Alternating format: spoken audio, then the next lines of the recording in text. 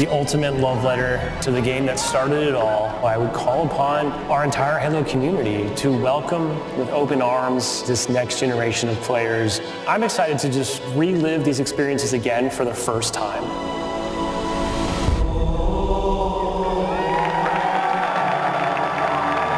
You what? You gotta be fucking kidding. Are you fucking kidding me?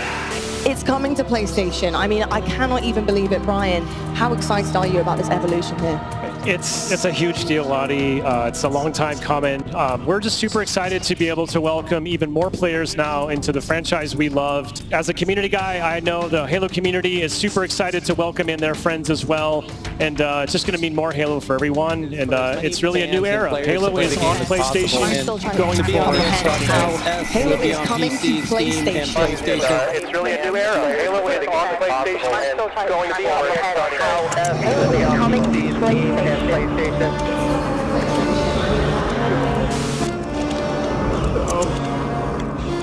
It's not true. That's impossible. Search your feelings. You know it to be true. No! No! Well, ladies and gents, welcome back to another video. So this is happening. And as a long-time Halo fan, this just doesn't sit right with me at all. I must have remade this video about 3 times because I just couldn't contain my absolute disgust with this reveal. And it's not like we didn't see this coming. We all knew this was going to happen, well, in advance for months now, but here we are. This is what they decided to waste your time on for the next 10 to 20 years because this studio are creatively bankrupt, planning to remake every Bungie-era Halo game going forward. It's like watching a retard screw up the Mona Lisa with fucking crayons. Again, no real pushback by any of those Halo channels. In fact, they're glazing it. I'm not optimistic about the future of this franchise at all. We're talking about a second attempt at a remake of the first game from 2001, instead of any worthy proper sequel in over 15 plus years of wasted time. This time with no multiplayer, no forge mode, no firefight, no PvP experience at all. So no real long-term replay value. Okay, and I need to emphasize the 15 plus years of wasted time because during that time they shat out 9 failed mainline projects, including one really bad TV show which arguably killed the franchise, all of which were put together by a progressive culture of weak yes men and females in executive positions. I'm just going to be honest here. 15 plus years of damaging failure, brought to you by people in and around the studio who seriously had no business working on this franchise, pushing diversity and progressive values that don't align with this series' identity. We went from hardworking, talented men at Bungie in 2001, sleeping in the damn office during crunch time, releasing bangers every 3 years centered around this badass, masculine, mysterious hero, the Master Chief, to a modern, progressive, inclusive space with female executives and weak yes men focused on diversity and stories centered on strong women, with a consistent deconstruction of the Chief where he's consistently speaking and constantly failing. And once all that failed, they fired the leadership, changed the studio name, effectively rebranded themselves into Halo Studios, and you discover it's the same studio culture. Nothing's changed here. It's the same weirdo autistic people back with a vengeance. Those they come to see, they're always hydrated, always melanated, never duplicated, and honestly, kind of constipated. They know nothing of the great journey. So yes, I would say I was a little concerned going into this reveal. So what exactly is new here? Well, they're emphasizing co-op mode as couch co-op, like it's some massive return to form because they couldn't get that right down for the past 15 plus years. But right off the bat, can I just say how excited I am that split screen co-op is back. It is giving all the feels. It is OG, and I cannot believe from that Warthog to the beach, playing co-op on the couch with a friend, getting through the legendary campaign. There's just so many great... back in 2001 and playing the game with my buddies on the couch. And then... honestly, I got a massive role as the coolest big sister because it's how I literally spent time with my brother. We split screened Halo. That was what we did. And we're kicking it old school. We can play 2-player co-op on consoles. on the couch together, just like we did back in the original. Remembering we had 4-player split screen in the original with multiplayer in 2001, so they failed to deliver once again. They're recycling assets from 343's failed previous games. Character designs, dialogue, and animation are all recycled from Halo Infinite, the worst game in the franchise. Pulling in 343 era character models like the Marines, again a straight report from Infinite. Nothing truly new to the sandbox, no new vehicles. The assault rifle has been reduced from 60 to 32 rounds, no pickups, no med packs. The Warthog looks absolutely terrible with these disgusting ugly holes around the rims. Again, more 343 design language rearing its ugly head again, an emphasis on skulls as some kind of unique groundbreaking feature, adjustments to the scale and spaces within the levels with heavy support from AI built into the damn game from the ground up, and a god-awful rerun of 343 era architecture to destroy any semblance of the original Forerunner style. I mean, it looks fucking terrible.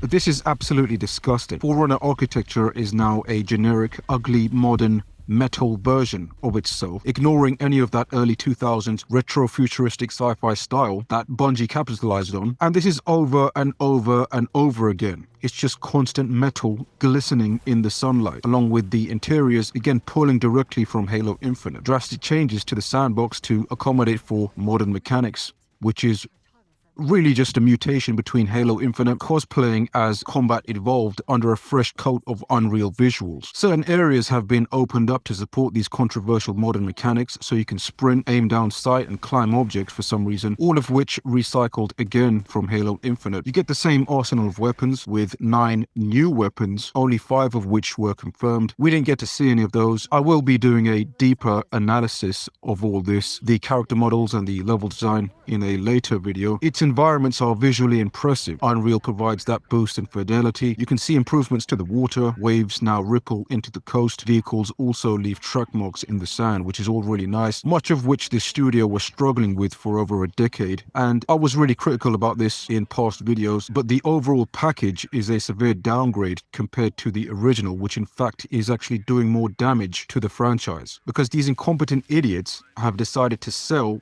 to our rival console, the PlayStation, removing all exclusive barriers, devaluing the Xbox brand even further than it already is. Halo Campaign Evolved, basically telling you it's a campaign-only experience. The name in itself is generic. Again, no multiplayer, no forge mode, no firefight, no PvP experience at all. So no real incentive for anyone to stick around here once they've clocked this garbage. So it dies within a month of release. So you've sacrificed exclusivity for short-term profits. Just absolutely bizarre.